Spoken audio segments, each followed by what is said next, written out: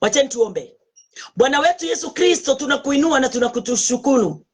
Asante ni kwa sababu ya watu wote wale tulio nao ndani ya mtandao wa Wendani, tukiendelea tu na kukaribishana, kuwaita friends wetu Bwana Jehova Jireh, ndio tukaweze kutiana nguvu, kutiana amani, kupeana uwezo, kwa sababu wakati mwingi sisi ndio tunagawanya, kila mtu anagawia mwingine nguvu na uwezo kupitia neno lako Bwana.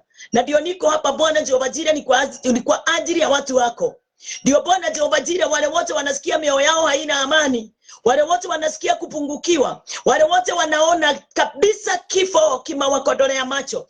Ndio wakati ule Baba, ninakuomba mtakatifu, ukasiwashindanie, ukawaonekanie na ukafanye mioyo yao ikaweze Bwana Jehova Jireh kuwa na amani, kulingana na vile Bwana Jehova Jireh umetufundisha na kutuelekeza katika neno lako. Pokea sifa Baba wetu Yesu Kristo, ni kwa sababu ya kututayarisha na kufanya tukaweza kukutana mahali hapa Bwana Jehova Jireh, na tuweze Bwana Jehova Jireh kulinena neno lako kulingana na vile Bwana Jehova Jireh umetupangia. Asante ni kwa sababu sisi hatungeweza kujua ama kuelewa ati sisi ni mmoja wa wale Bwana umewapatia upendo, umewapa umoja, umewapa haki, umetupa utukufu na nguvu, ndio sisi wote tuweze kukamilika kulingana na vile upendavyo. Pokea sifa Bwana. Asante ni kwa sababu ya pendo hilo, asante ni kwa sababu ya amani hiyo, asante ni kwa sababu ya furaha ile Bwana Jehova Jireh umetupa ndani ya mioyo yetu. Hata wakati ule tunaona kama haiwezekani, amani iliyo ndani yetu Bwana inatupa, yani inatuonyesha kwamba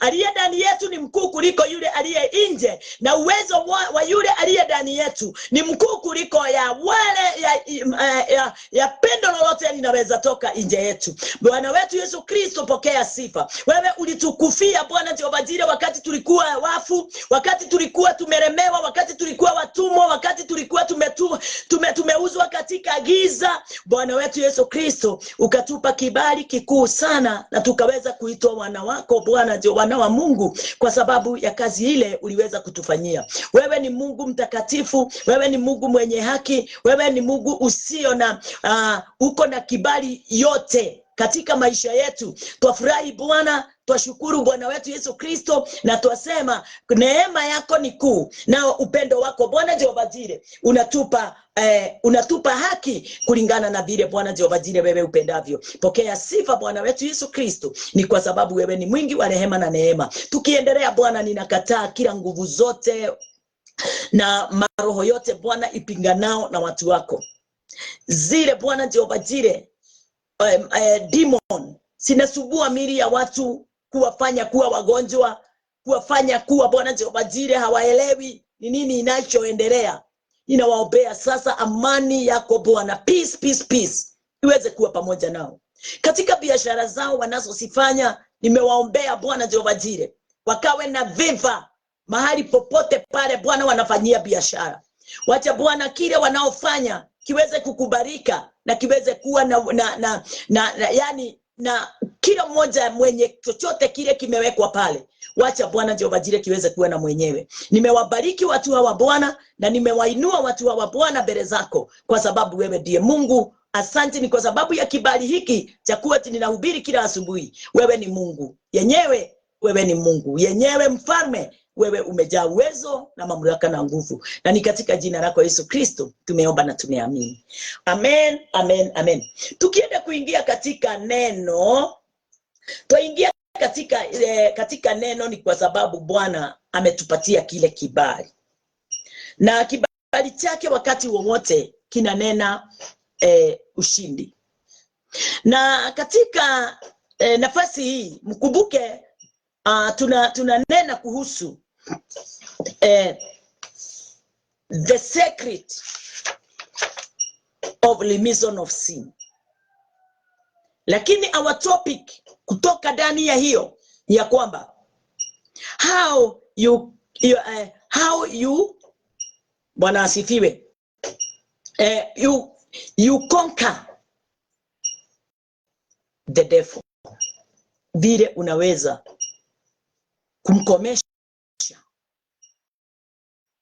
kumdidimisha, kummaliza kazi yote ya Shetani katika maisha yako.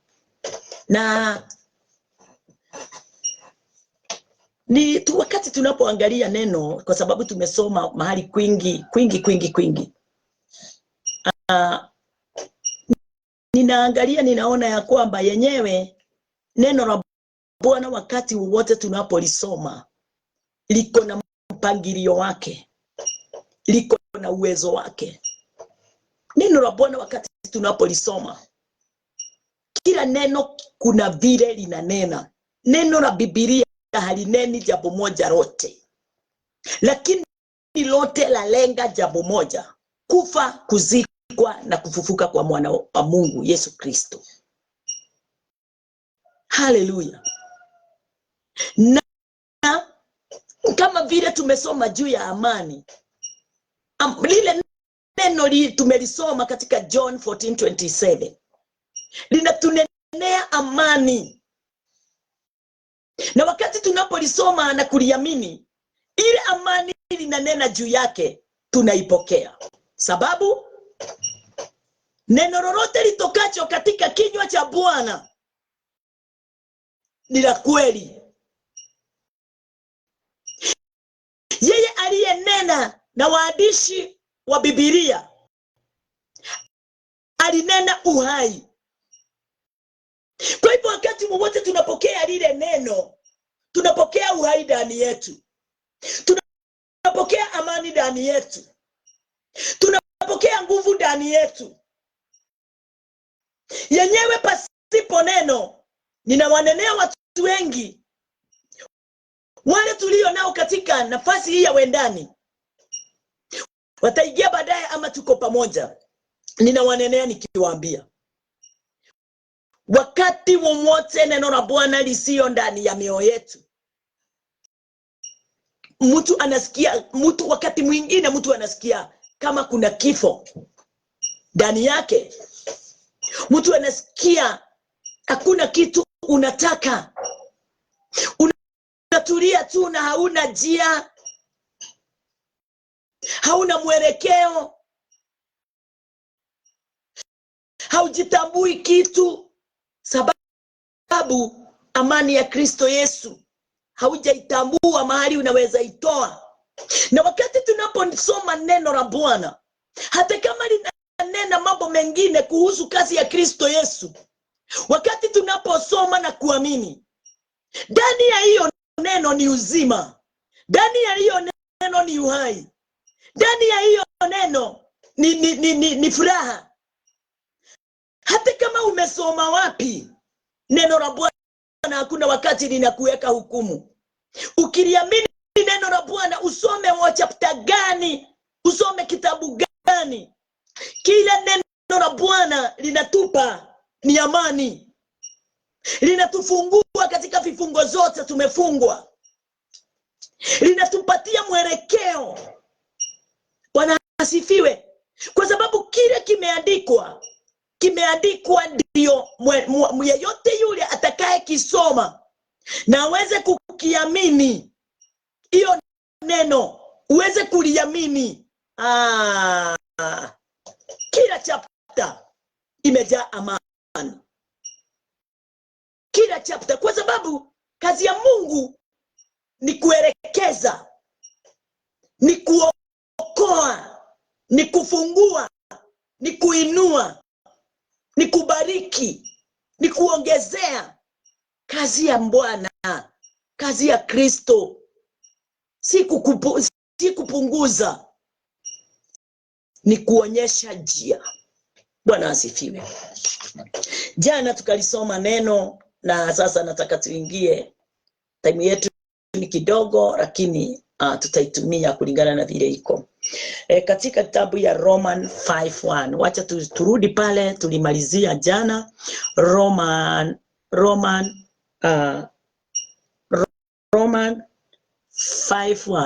5:1 inasema, therefore being justified by faith we have peace with God through our Lord Jesus Christ. We have peace with God. We have peace with God. Yeah. Through our Lord Jesus Christ. Basi tukiisha kuhesabiwa haki itokayo katika imani, na muwe na amani kwa Mungu kwa njia ya Bwana wetu Yesu Kristo. Amani haionekani na haipatikani kutoka mahali pengine. Amani inapatikana katika Kristo.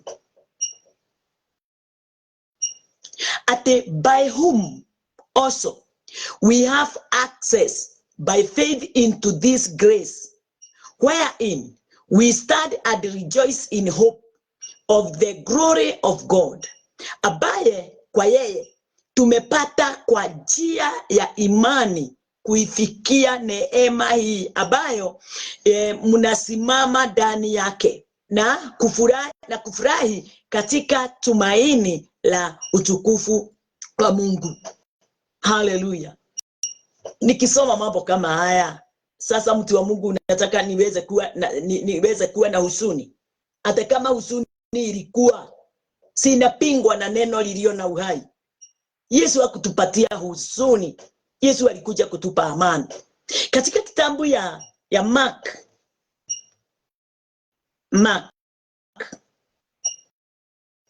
katika kitabu ya Mark 6:34 inasema, nitaisoma na nisome na Kikuyu. And Jesus, when he came out, saw much people, and he was moved with compassion toward them, because they were as sheep not having a shepherd, and he began to teach them many things. Kwa nini? Aliwaona, wacha tusome na Kiswahili. Naye aliposhuka mashuani, wakati Yesu aliposhuka mashuani, akaona makutano makuu, akawahurumia kwa sababu walikuwa kama kondoo wasio na mchungaji. Akaanza kuwafundisha mambo mengi. Unaona? Ndio tuko hapa, ndio uko pale. Tunafaa kuelewa wakati tunapokutana na friends wetu, wakati tunapokaa chini na familia zetu, tunafaa kutambua wala kuelewa kama kuna amani. Sababu wakati ule Yesu aliposhuka katika mashua, alitazama, akaangalia watu, akawahurumia. Sababu ni gani? Hawakuwa na amani. Hawakuwa na amani kamwe. Naye akaanza kuwafundisha. Nimekuambia kile kinaweza kukupa amani katika maisha yako ni neno tu la Bwana. Neno kuhusu kazi ya Kristo Yesu. Neno kuhusu matendo makuu yale Kristo Yesu aliyoyatenda. Matendo makuu. Na fikiria, unaweza kuniuliza, Apostle, matendo makuu ni nini? Matendo makuu hata si miujiza na maishara. Matendo makuu yale Yesu alipotufanyia ni hii: kufa, kuzikwa na kufufuka. Akaonyeshana utukufu mkuu sana na nguvu za mfalme Mungu wetu. Uwezo ulio ndani ya Mungu kupitia kifo. Na yenyewe kwangu nimeona mamlaka makuu, nguvu ya ajabu, uwezo wa ajabu katika Mungu, ndani ya Bwana, kumpitia Kristo Yesu. Sasa hata wakati kama huu ninahubiri, sijali kamwe, sina shaka. Ninatambua na ninajua ya kwamba yeye ndiye nguvu zetu, uwezo wetu, mamlaka yetu. Kama anaweza kufufua mtu katika kifo, ulimwenguni ni jambo gani gumu iko na huzuni? Yaani ni jambo gani inakuanga gumu sana na iko na huzuni sana? Nahitaji mtu aweze kusaidiwa sana. Ni wakati mtu amekufiwa. Hakuna kilio kingine ndani ya mwanadamu kama wakati ule mtu amekufiwa. Haleluya. Huyo mtu ndiye anahitaji msaada mkuu, usaidizi mkuu, kushikiliwa sana na kunenewa sana, kuzungumziwa na kupewa amani, sababu ameondokewa, amekufisha. Bwana asifiwe. Kifo si kitu cha msaha. Kifo si kitu tu. Kifo ni mwondoko usio na retreat. Hakuna kurudi. Mtu akikufa amekufa. Lakini ninashukuru Bwana sana kwa sababu ya hii Christ. Alikufa, akazikwa na akakaa ndani ya kaburi siku 3. Lakini kuna uwezo wa ajabu. Kuna uwezo wa ajabu ulionekana wakati ule Kristo alipokuwa katika kuzimu. Haleluya. Mpaka ikafanyika makaburi yote ya watakatifu ikafunguka. Watakatifu wote wakainuka. Wakapewa ushindi na uhai ule hawakuwa nao wakati ule walikuwa katika kifo chao. Yaani Ibrahimu Matiale na resiti. Hawakuwa na resiti ya kuingia katika ufalme wa mbinguni. Yesu ndiye alikuja kuwapa. Wakati aliingia mahali walikuwa, akitoka kule kusimu, akawakuta huko, akawapatia kila mtu receipt ya kwamba nimevunja, nimekonka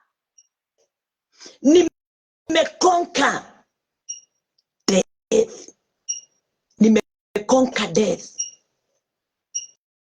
Nimemaliza kila kitu kilikuwa kizuizi cha kuzuilia mwanadamu aingie katika ufalme. Nimekonka. Sasa njia yake ni gani? Unakumbuka Yesu alihubiri miaka 3.5 ndio akufe.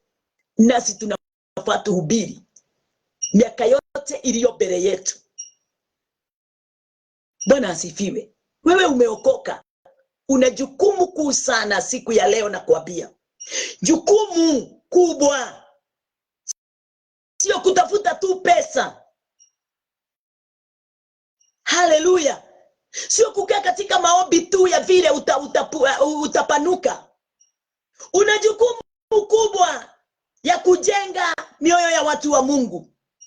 Waweze kujua na kutambua, uachie watoto wako msingi kwa sababu ya watoto wao. Ukiwaachia tu biashara, hawatatambua mapenzi ya Mungu. Hawatatambua ufalme wa mbinguni. Watakaa kama ulimwengu ndiye mahali pao kutoka mwanzo mpaka mwisho. Wataangamia kwa sababu haukuwapa kibali kile cha kutambua ufalme wa Mungu na kazi yake ni namna gani. So tunafaa kuelewa na kujua ya kwamba Yesu Kristo alikuja akiwa yeye si mwenye dhambi. Hakuwa amefanya dhambi. Hakuwa anajua dhambi. Lakini wakati alipokuja ulimwenguni, alifanywa kuwa mwenye dhambi. Tulimfanya. Sababu ya kufanya nini? Ya kuchukua dhambi zetu. Furaha ni ya kwamba alichukua dhambi zetu, sisi akatuacha tukiwa hatuna dhambi. Alichukua lawama yote tulikuwa nayo, udhaifu wote tulikuwa nao. Akatupa nguvu zake. Yeye alitupatia nguvu zake. Haleluya. Yeye akawa mdhaifu. Kwa udhaifu ule tulikuwa nao akauchukua. Hatia ile tulikuwa nayo akaichukua. Ulemavu tuliokuwa nao akauchukua. Sababu wakati alipokuwa anahubiri alikuwa anachukua mateso na mashinda na matatizo yote ilikuwa na watu wa ulimwengu. Kifo tulikuwa ndani yake. Utumwa ulikuwa ndani yetu, akauchukua. Akaubeba. Akatuacha tukiwa huru. Umaskini tulikuwa nao, akauchukua. Akatuacha tukiwa matajiri. Furaha sisi hatukuwa nayo. Yeye alikuwa amejaa furaha. Alikuwa amejaa upendo. Alikuwa amejaa umoja. Akaiachia mwanadamu. Yeye akachukua hali yoyote ile tulikuwa nayo. Katika kitabu ya 2 Corinthians 5, wacha tuangalie pamoja. Katika kitabu ya 2 Corinthians 5:22 5:21 inasema nini? 2 Corinthians 5:21.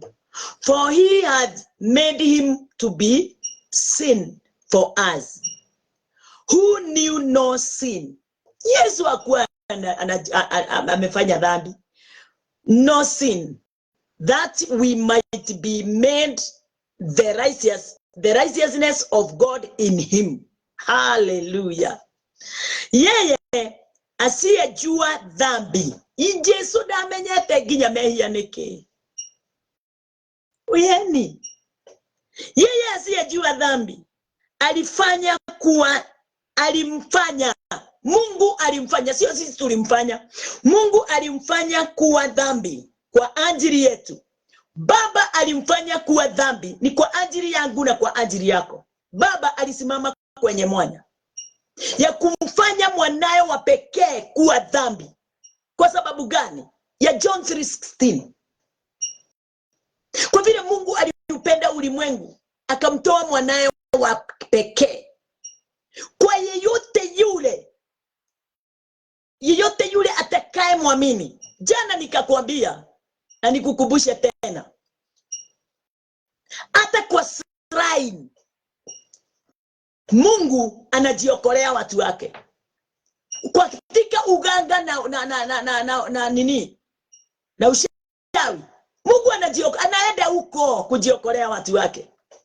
Katika Illuminati. Mungu anaingia huko, anajiokolea watu wake. Kwa kila dini, kwa Hindus. Hallelujah. Wale wote waombao ng'ombe, wale wote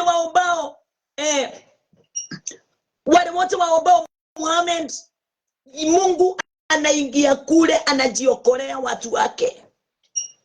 Kwa hivyo ufalme wa mbinguni ni wa kila mtu. Ufalme wa mbinguni ni wa yeye mtu yeyote yule atakayeamini. Hata wale walio kule Saudi Arabia, kule kumejaa Waislamu kila mahali. Huko kuna watu wa Mungu, kuna Muislamu wa Mungu huko. Ufalme wa Mungu sio wa only Christians. Ufalme wa Mungu ni wa watu wote. Bwana asifiwe. Ni wa watu wote. Kuna Wakristo hawataingia hata wakisema wao ni Wakristo, sababu kama hawatakuwa wametimiza wamepokea imani ndani ya Kristo, kupitia Kristo, hawatauona ufalme huo wa mbinguni. Nao wale walio nje, hata wengine wanakaaga vichakani, wengine wako in the desert, hawatambui Mungu ni nani, Yesu ni nani. Bwana asifiwe. Lakini wanajua kuna Mungu, lakini Yesu hawatambui. Wanajua kuna Musa na kuna sheria, lakini hawatambui mambo hayake udani.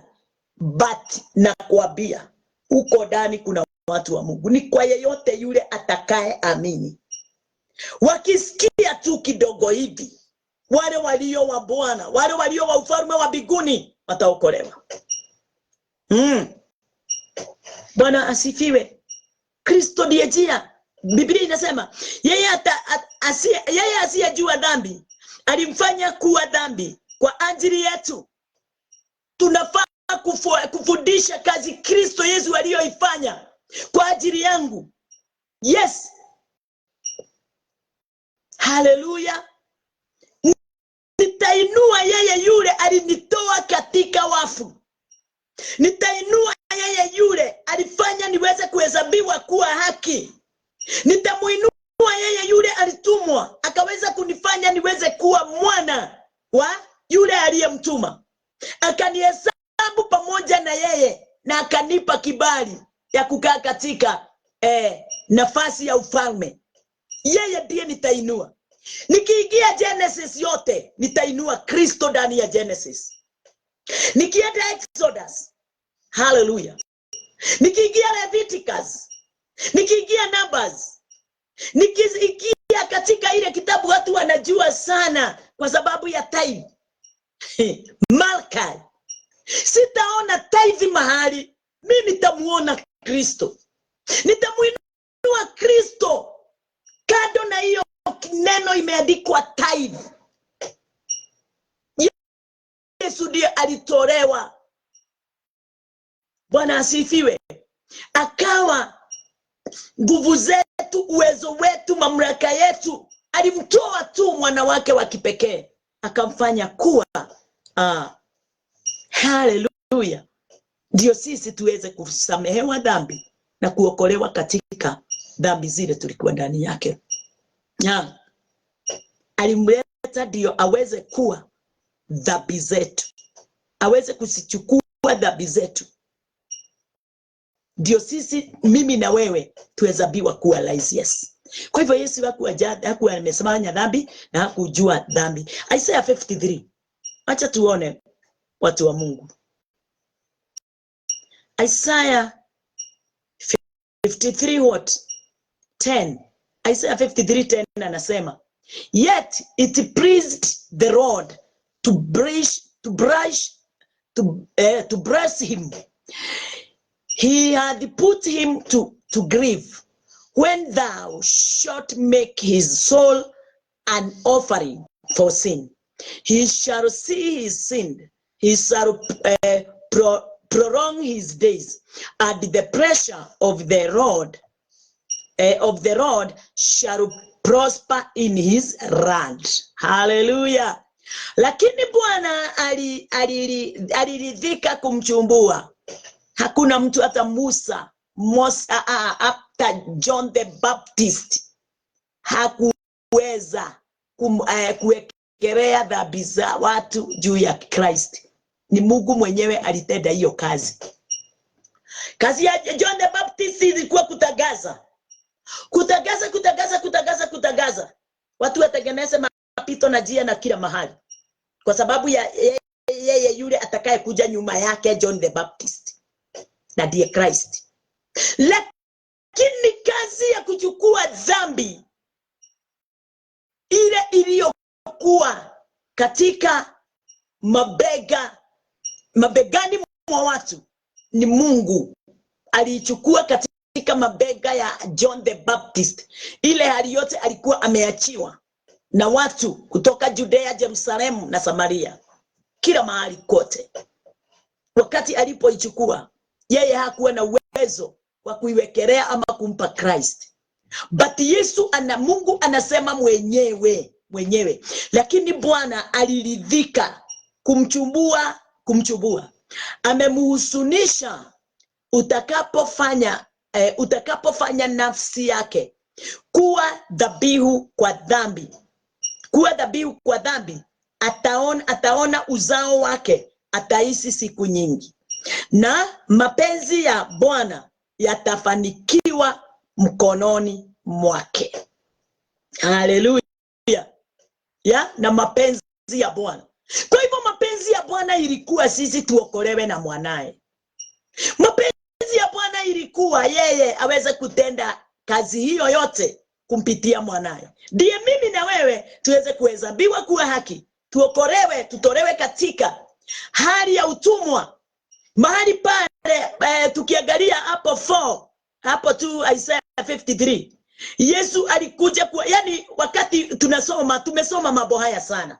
Vile Yesu alikuta watu walikiwa na husuni, watu walikuwa wamepagawa na maguvu na maroho na magonjwa na vitu zingine nyingi. Biblia inatuambia, surely he had borne our grief and carried our sorrow, yet we did esteem. Yani pale juu ndio nina haja nayo. Kiswahili inasema ya kwamba hapo hakika ameichukua masititiko yetu. Mtu yule hajui neno, akaa ndani ya masititiko, akaa ndani ya husuni, pasipo kujua ya kwamba mwana wa Mungu Kristo Yesu aliyachukua. Na kwa nini tuliona kama amezidiwa ama amepigwa? Kwa sababu ya dhambi zetu. Hata wakati ule tunaangalianga akibeba msalaba, kwa wale wanafuataga hiyo mambo, na tukaona hata mwaguko alikuwa nao, alianguka. Wacha nikwambie, msalaba huu ni dhambi. Dhambi ya mwanadamu ilikuwa mzito. Dhambi mzito. Akaibeba, ilikuwa inamlemea paka katika mahali pa kusulubiwa. Bwana asifiwe. Mtu wa Mungu, dhambi zako ndio zilifanya tuone kama Yesu amezidiwa na ameachwa na Mungu wake. Aliachwa na Mungu wake kwa sababu neno linasema ya kwamba Mungu hawezi kaa meza moja na dhambi.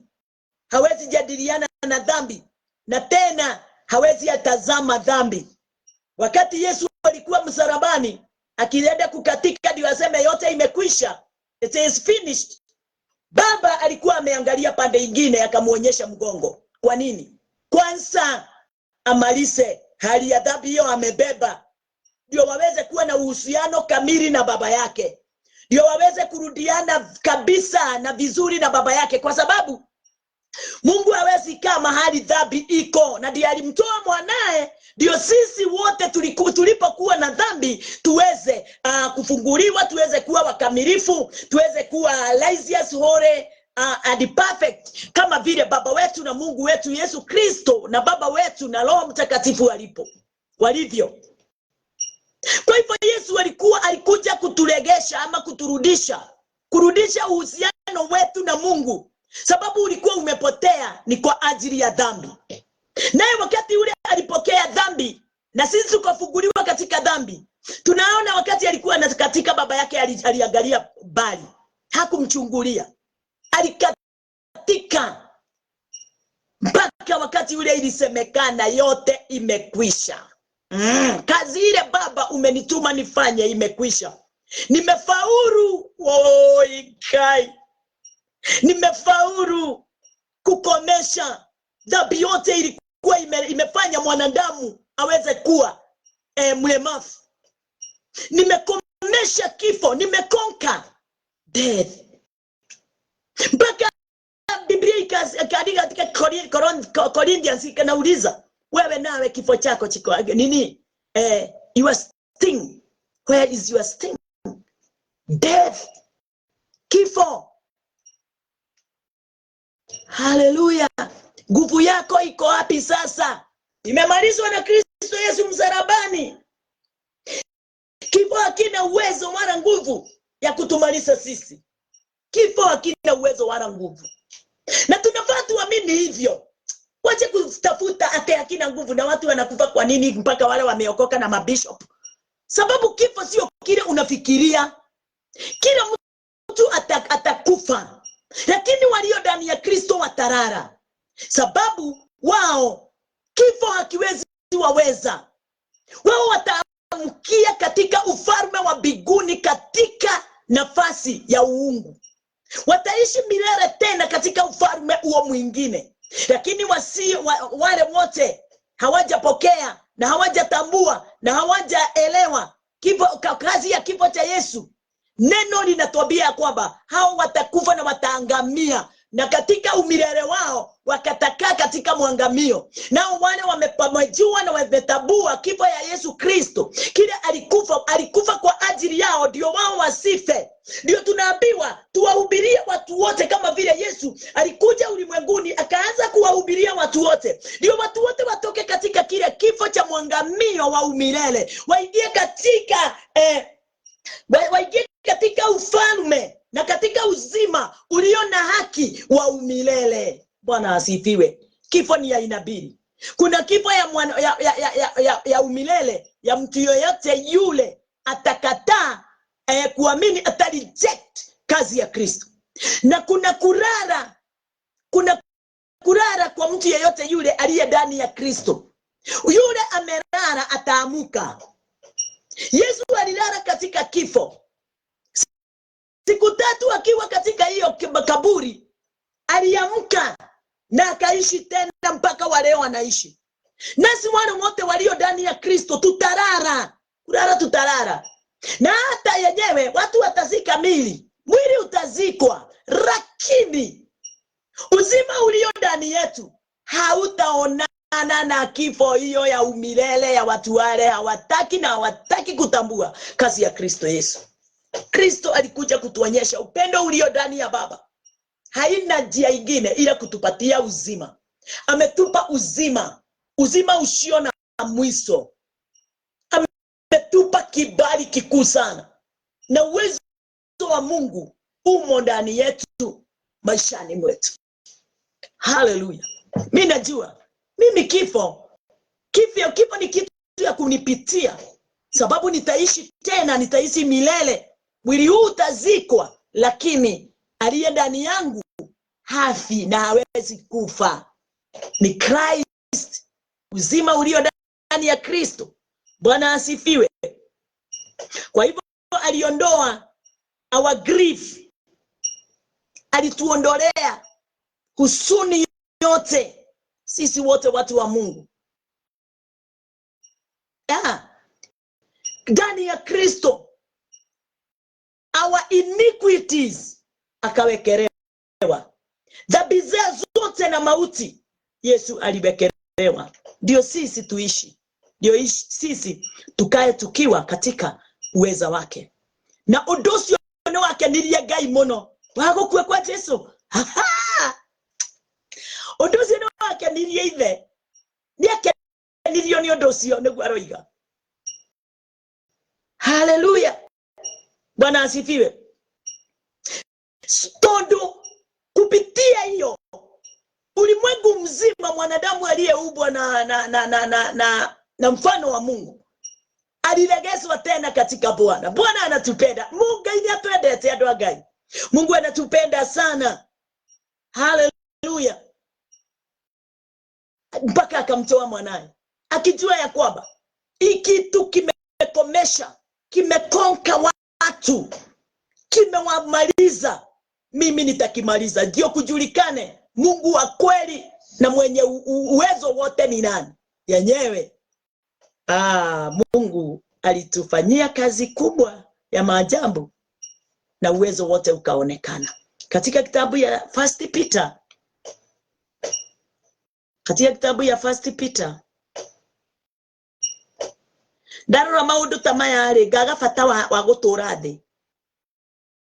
Naangalia mambo kama haya, ninaona hata kufa sikupotea. Ukiwa ndani ya Kristo na Kristo akiwa ndani yako, hata ukilala usingizi wa kifo sikupotea. Utaishi, utaendelea. Bwana asifiwe. 24 inasema, who his own self bear our sins in his own body on the tree, that we being dead to sins should live unto righteousness, by whose stripes you are healed. Kwa mapigo yake sisi tumepona. Yeye mwenyewe alisichukua dhambi zetu katika mwili. Alisichukua dhambi zetu katika mwili wake juu ya mti. Tukiwa wafu kwa mambo ya dhambi, tuwe hai kwa mambo ya haki, na kwa kupigwa kwake mliponywa. Kwa kupigwa kwake, kwa hali yoyote aliyoyapitia ni kwa ajili yetu, na kwa hali hiyo yote mimi na wewe tumeponywa.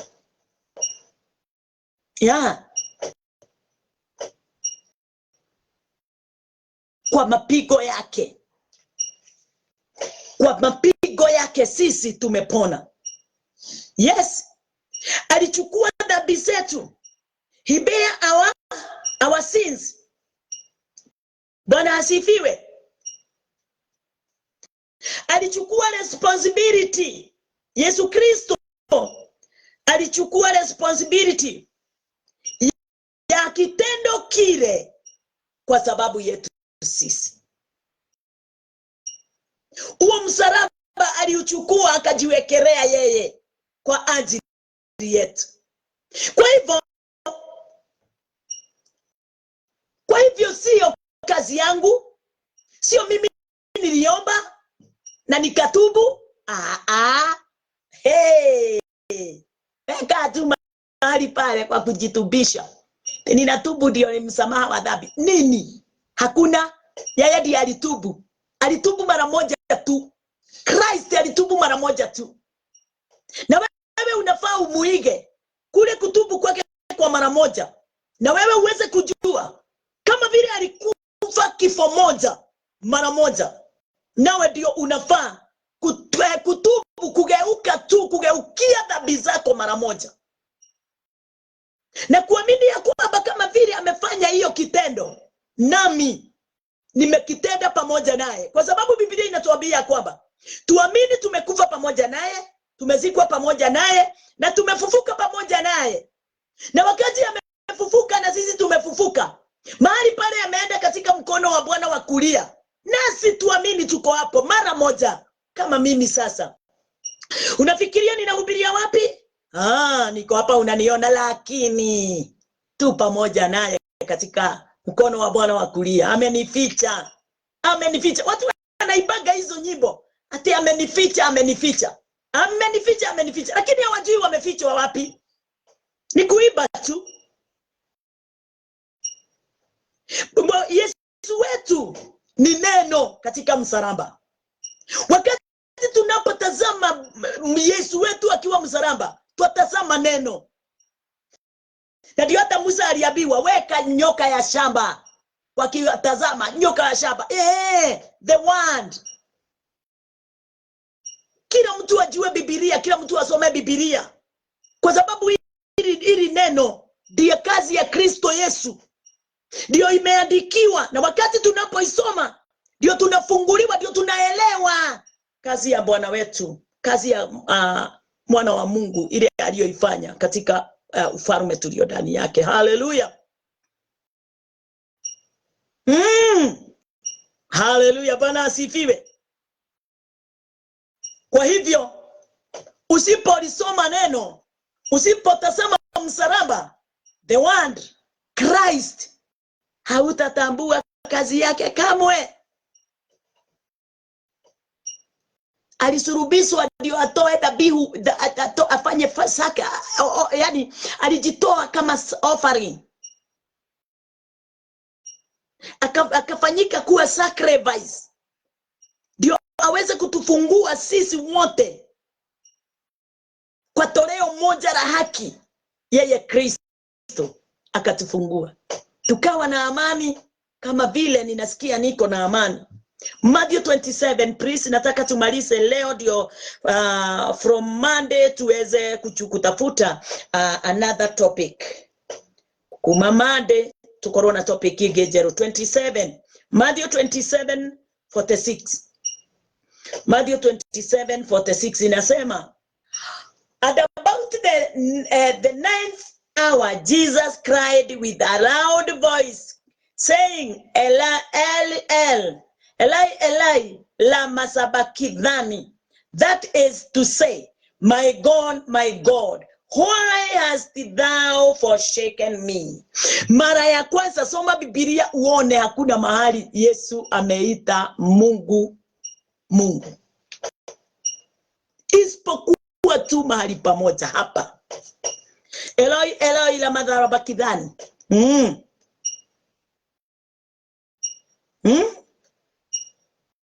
Bwana asifiwe.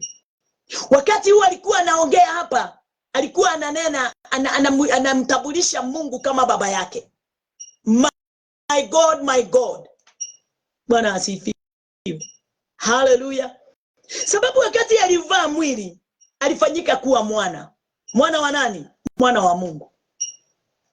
Na hii ndio nafasi ya kwanza ile Yesu alimuita baba yake, Mungu wangu, Mungu wangu. My God, my God. Haleluya. Ate katika msalaba alilia na kusema my God. He saws, yani kuna distance ya baba na mwana.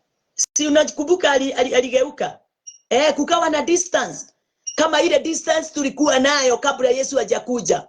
Mwanadamu alikuwa katikati ya mwanadamu na Mungu kulikuwa na space, na Mungu na mwanadamu hawangepatana. Hivyo ndivyo wakati ule Yesu alisulubishwa msalabani. Kwa sababu ya hiyo distance, alilia akimtafuta, baba yangu, Mungu wangu, badala ya baba. Hakumuita baba, alimuita Mungu. Mungu wangu, Mungu wangu. Bwana asifiwe. Hapo ndipo Yesu aliona, yani vile, yani wakati ninapoangalia hapa ninaona ya kwamba gai, kumbe tulikuwa bali hivyo na Mungu. Kama vile Yesu alihisi hiyo kitu, alifeel ubali wake na baba kabla afe. Aliusikia ubali huo kwa ajili ya dhambi zetu. Mpaka akamulilia, akamuuliza, Mungu wangu, mbona umeniacha? Mbona baba umeniacha? Haleluya. Hakuna wakati mwingine alikuwa amemuita baba ama akamuaddress Mungu Father. He called him my God, my God. Lakini wakati mwingine alikuwa anamuita baba, lakini wakati huu alimuita my God kwa sababu ya distance ile. Yani distance, mtu yule aliye ulimwenguni gai anakuaga na shida. Akamuuliza gai, wadiganeirie neke baba? Odiganeirie neke distance? Kuna kitu ai ndirageria gugweta na guko gakwaga, gagweta kuria gakwaga, fa wadiganeirie neke? Kwende uigua oguo mwathani arogocwo. Walio ndani ya Kristo hawawezi hiyo distance, lakini wasio ndani ya Kristo usiku na mchana kazi yao ni kutubu. Wanatubu kwa sababu saa yote wanamsikia akiwa wanasikia distance kubwa sana miongoni mwao kwa sababu ya dhambi. Wanafikiria wanatubu dhambi, lakini ni kuongezea dhambi. Sababu kutubu si kunena kwa mdomo vile watu wananenanga na kuanza kutambulisha baba nisamehe hii, nisamehe, kwa sababu watu wanafikiria ni iniquities. Lakini kuna kazi ile Yesu Kristo alikuja kufanya ulimwenguni. Hakukuja ni kwa sababu ya iniquities, alikuja ni kwa sababu ya sin. Hakuja ni kwa sababu ya sins, alikuja ni kwa sababu ya sin. One sin. Ndio wakati ule hiyo sin itaondoka, iniquities haina nafasi ya kuishi wala kuangamiza mtu. Kazi yake sasa ni kuendelea na kufa. Unakuta mwanadamu ameanza kukua, na ndio mtu akiokoka mara moja anaonekana kama habadiliki, sababu mambo yale iliyo ndani yake inaendelea tu. Yani anaendelea. Kama alikuwa mtu wa kutuzi anatuzi, kama alikuwa mtu wa kutamani hata kuwa na wanawake, anakuta tu ile hali inamsonga. Lakini kuna kitu kimoja ninatukuza Mungu nayo. Ati wakati ule niligeuka na nikasema Kristo Yesu ndiye mwokozi wangu, akaua ile mzizi wa dhambi, ile ilikuwa inazaa maovu. Yeye ameua dhambi, ameua hiyo mbegu ya dhambi. Ujue hautazaa tena maovu, sababu ile mbegu ndio ilikuwa inazaa maovu. Sasa ile kitu itabaki, mbegu ya dhambi imekufa. Ile kitu itabaki ni mazao ya ile mbegu, maovu, iniquities. Nayo hiyo iniquities inakwisha pole pole wakati mtu amekaa chini kusikiliza neno. Haina msingi kamwe. Na ndio hatujali hata mtu akikuja ndani ya nyumba la Bwana, ulikuwa mlevi na unaendelea tu na kulewa. Sasa tuna shida. Tunajua hiyo ni kaofu, ni uofu ule ulikuwa umezaliwa na ile mbegu ilikomeshwa na Kristo Yesu. Sababu nikiwa staki mti wa maembe kwa saba yangu, kile nitafanya, nitang'oa ile begu niweze kuitupa. Nayo ndani ya saba langu hakuna wakati kutakuwa na mti wa maembe. Lakini nikikosa kung'oa hiyo seed, itakuwa ikizaa tu maembe, na hiyo begu hiyo ya maembe hiyo inatolewa ndani ya maembe yale yanazaliwa, inaendelea tu na maembe inaendelea tu na kuonekana. Lakini nikitoa hiyo root, hakuna maembe itaonekana kwangu. Yesu alikuja kuondoa hiyo begu inaitwa sin. Ndio nayo iniquities iache kuendelea.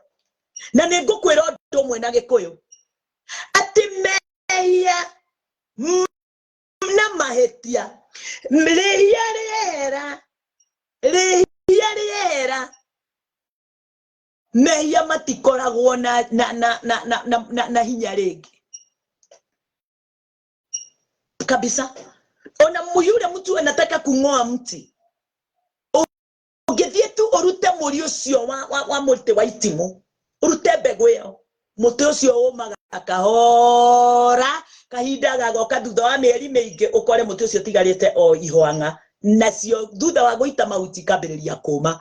Uguo niguo Jesu okire gwika, okire kumia, okire eherie mbegu, omie mawaganu macio maturite makuite andu na kumatwara maundu-ini maria matangienda. Kwa sababu si mtu anapenda kufanya kitendo, ni maofu yale yaliyo ndani yake. Lakini wakati imeng'olewa, ile maofu inaenda ikikauka polepole. Na ndio tunaambia mtu, kaa chini ndani ya nyumba la Bwana, kaa chini ya watumishi wakuelekeza, wakufundishe. Na hiyo yote unasikia kama ni kizungumkuti maishani mwako, usijali kwake, sababu yote itakwisha. Na sio wewe utaimaliza, inamalishwa na neno. Neno ndio dawa ya maofu yote. Kristo ndiye dawa ya dhambi. Nalo neno unalofundishwa kila wakati, ikiwa tu Kristo, ndio dawa ya kumalisha mateso yote, maofu yote, magonjwa yote katika nyama zetu. Yesu alibadilisha na kinywani mwake the word father. Ate baba yangu. Yesu alikuwa mwana kwa baba. Lakini wakati ule alisurubishwa akienda kukatika, unaelewa, wakati huo alimbadilisha the word father, akasema God, akemutambulisa ngai mwathani ya rogosho. Wakati alikuwa ameface justice, hukumu ilikuwa juu yake. Bwana asifiwe. Lakini Bwana wetu Yesu Kristo alikonka dhambi zote, uovu wote, akaacha kila kitu kikiwa clear. Mimi nimesimama katika mahali hapana kitu chochote kinaweza ni hukumu. Nimesimama juu ya mwamba usiotikisika, Christ Jesus, the word of God. Bwana asifiwe. Kwa hivyo kazi ya Kristo katika maisha yetu, kwa wale wameamini, Kristo anafanya kazi ndani ya mioyo yao kila siku, kila wakati. Hakuna kitu mtu yeyote aliye ndani ya Kristo amepoteza. Haleluya. Na hiyo ndio sauti ile kuu sana. Wakati mtu amemgeukia Yesu, wakati mtu ameamini kazi ya Kristo, ndio sauti ile kubwa sana ya kunena kuhusu eternal life juu yetu sisi, ama redemption. Bwana asifiwe. Kwetu sisi wanadamu, Yesu alituredeem na akatupa eternal life, ndio tuweze kuishi kama vile yeye aishivyo. Sisi tuishi kama yeye, tufanye kama yeye, tusimama kama yeye, kila kitu tufikiria kama yeye. Na usijiulize na kwa nini mimi sisikiagi kama ninafikiria kama yeye. Kaa chini ufundishwe. Utakuta mawazo yako. Tunaendelea tu kufundishwa kila siku. Hata mimi niko na my mentors. Wale wananifundisha na kunielekeza, na mimi nakufundisha vile nimefundishwa. Tunafundishwa vile naye Yesu alipofundisha.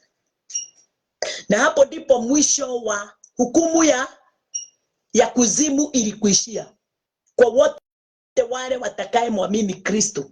Hawana hell. Hawana hiyo kuzimu ndani yao. Kuzimu iliondolewa ndani yao. Lakini wale wote hawajapokea kazi ya Kristo Yesu, hukumu ya kifo iko ndani yao. Hell inachemka ndani yao. Kila wakati wanasikianga kama wako ndani ya kaburi, wako ndani ya grave. Kila wakati wanasikia kama wako ndani ya kifo, mauti, kilio ndani yao. Lakini wakati wowote utapokea gospel, ingie ndani yako, hukumu ya mauti inaondoka mara moja, sababu haina nafasi ndani yako. Yesu alipata kibali na nafasi ndani yako. Bwana asifiwe. Na kila wakati dhambi inazunguka ikikutafuta. Na ni nani hiyo? Satan. Shetani yeye sio vya dioro kagade tamorodi. Akikutafuta wewe. Hata sisi tumesema tuko ndani ya Kristo saa yote. Anataka ndio tuweze kuwa na hukumu, lakini anasahau sisi yule tuliye ndani yake, naye ndani yetu hakuna upenyo tena. Hakuna access ya dhambi katika maisha yetu. Na hakuna kitu Shetani anaweza kufanya katika maisha yako. Wewe uko ndani ya Kristo. Wewe umeamini kazi ya Kristo. Shetani hana uwezo wowote juu yako. No metwarire na njira ciaku. Ukijibaraka na njia zako, wewe utajikuta katika nafasi ya ni wewe umejiamulia. Ni wewe umejiepeleka. Kwa hivyo katika ile hali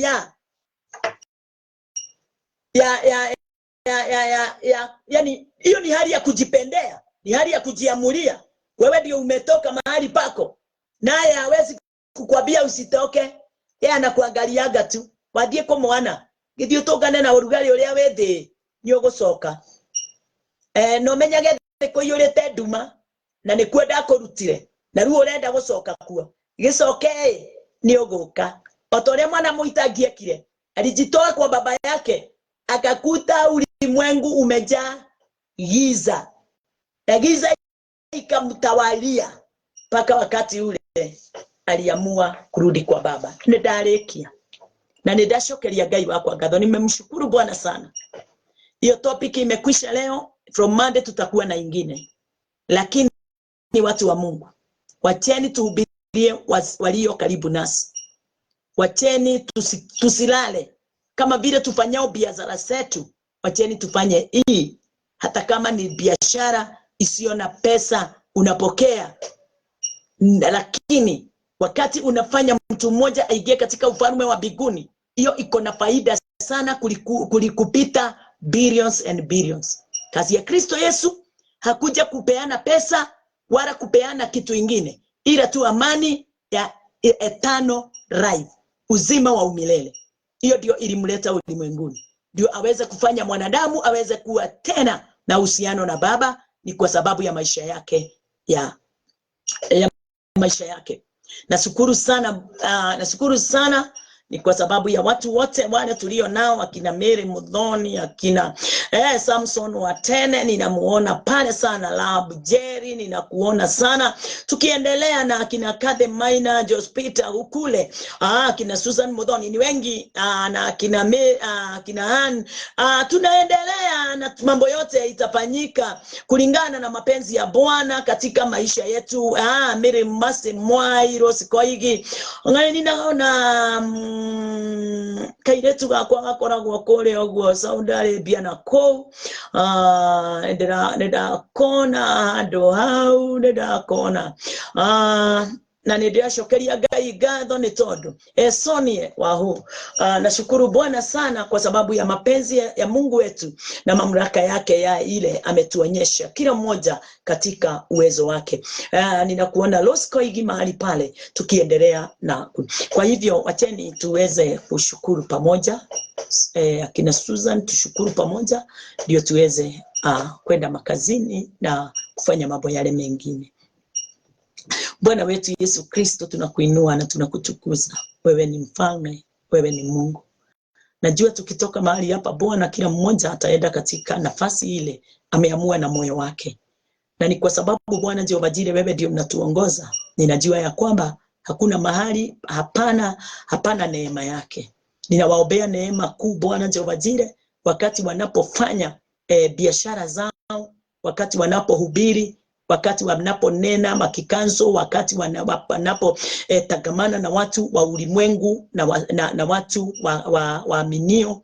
Ninawaombea neema na utangamano mwema ulio na faida, ni kwa sababu ya ufalme wako. Kwa hivyo Bwana, asubuhi ya leo ninawabariki wote, ninawainua wote, na ninaomba Bwana katika hali yoyote wanayoipitia. Jehova, tunaona Kristo alipitia na ulifurahi sana wakati alikuwa anapitia, kwa sababu ulikuwa unajua kupitia yeye tu na ni yeye mmoja atafanya ulimwengu mzima uweze Bwana Jehova Jire kurudi katika mahali pake na ni ndani yako mtakatifu. Asante ni kwa sababu ya hiyo kazi kubwa na ya ajabu ilifanyika. Ndio sisi wote tuweze kujua na kutambua uwezo na utukufu na amani iliyo ndani ya Baba wetu, na ndani ya Kristo Yesu tukapokea ushindi mkuu na utakatifu wa ajabu katika maisha yetu ya umilele. Na ni katika jina lako Yesu Kristo, mahali popote manyumbani, pamoja na watoto wao, mabwana wao, mabibi wao, ninawaombea ushindi mkuu wakati wowote wanapozungumza pamoja. Katika jina lako Yesu Kristo tumeomba na tumeamini. Amen. Amen.